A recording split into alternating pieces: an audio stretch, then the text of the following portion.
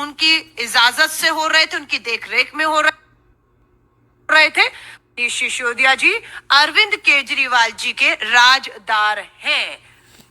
मनीष सिसोदिया अगर लंबे समय तक अंदर रहे तो मैं जितना उनका स्वभाव जानती हूं, वो लंबे समय तक चुप नहीं रह पाएंगे। उनकी चुप्पी टूटेगी और उनकी चुप्पी अरविंद केजरीवाल की कुर्सी तक पहुंचेगी। क्यों? क्योंकि आपका नीति शराब नीति को लेकर जो भी फैसले हो रहे थे वो दिल्ली के मुख्यमंत्री की जानकारी में हो रहे थे, उनकी इजाजत से हो रहे थे, उनकी देखरेख में हो रहे थे। मनीष ये जानते हैं सिसोदिया जी की फाइलों पे साइन उनके थे, फैसले उनके विभाग ने लिए, वो फंस गए, लेकिन अरविंद केजरीवाल अपने आप को बचा नहीं पाएंगे। मुझे ये पूरा भरोसा है, क्योंकि ईडी की सप्लीमेंट्री चार्जशीट में भी अरविंद केजरीवाल जी को आरोपी बताते हुए उम्मीद की जा रही है कि अगले कुछ समय में उनसे भी पूछताछ हो सकती है। है कि एलजी साहब के पास और एलजी साहब के साथ साथ गृह मंत्रालय में इन चारों पांचों चीजों को ले जाकर उनसे हम डिमांड करेंगे कि नए विषयों पर भी जहां वो संभव माने, एसीबी को चाहे तो एसीबी को, सीबीआई को चाहे तो सीबीआई को, जिस भी संस्था को चाहे उससे इन चार पांच उन चीजों पर भी तहकीकात करवाएं जहां हमारे पास इस तरीके की जानकारी और कुछ सबूत आए हैं कि आम आदमी पार्टी की सरकार जितना लिकर में भ्रष्टाचार कथित रूप से हुआ है उसके बराबर ही और चीजों में भी ये काम चल रहे हैं। बहुत बहुत धन्यवाद। बनाई है कि एलजी साहब के पास ये एक अलग मामला है। हम इस मंच से दो ही बातें कहना चाहते हैं। ये शराब का मामला है, ये शिक्षा का मामला नहीं है। शराब की बात हो रही है, शिक्षा पर छुपने का काम मत कीजिए, ये गलत है, ये सर्वथा पाप है। मेरे साथ दिल्ली प्रदेश कांग्रेस कमेटी के अध्यक्ष अनिल जी हैं, वो आपसे बात करेंगे, लेकिन उसके पहले बस मैं दो ही चीजें कहना चाहती हूं। जब दिल्ली शहर में लोगों के सिर पर मौत का साया मंडरा रहा था और लोग बिना ऑक्सीजन के बेदम होकर तड़प तड़प कर दम तोड़ रहे थे, तब दिल्ली की अरविंद केजरीवाल जी की आम आदमी पार्टी की सरकार शराब की नीति पर काम कर रही थी। यह प्राथमिकता है सरकार की। इस सरकार की प्राथमिकता यह है कि 25 साल से उस वक्त जब कोरोना से यह शहर जूझ रहा था और त्राहिमाम मचा हुआ था, विफलता केजरीवाल जी की भी है, उतनी ही विफलता मोदी जी की भी है।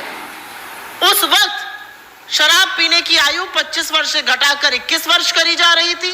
3 बजे सवेरे तक शराब बेची जाए, खुले में शराब पिलाई जाए, यह काम अरविंद केजरीवाल जी की आम आदमी पार्टी की सरकार कर रही थी।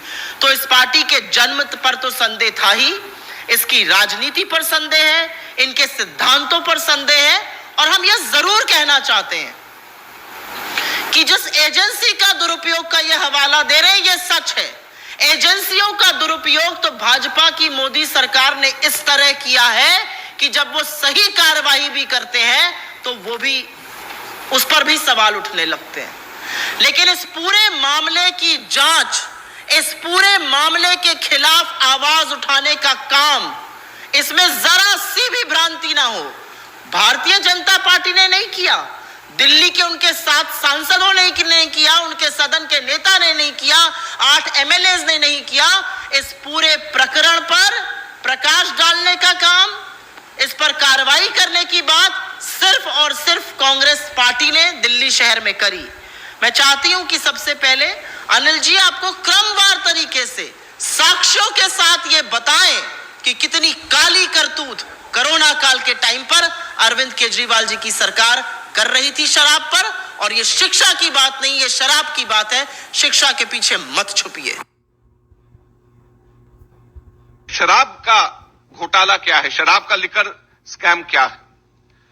लिकर स्कैम सीधे सीधे अब ये एस्टैब्लिश हो गया है कि कम से कम 100 करोड़ की रिश्वत ली गई, कम से कम 100 करोड़ की रिश्वत।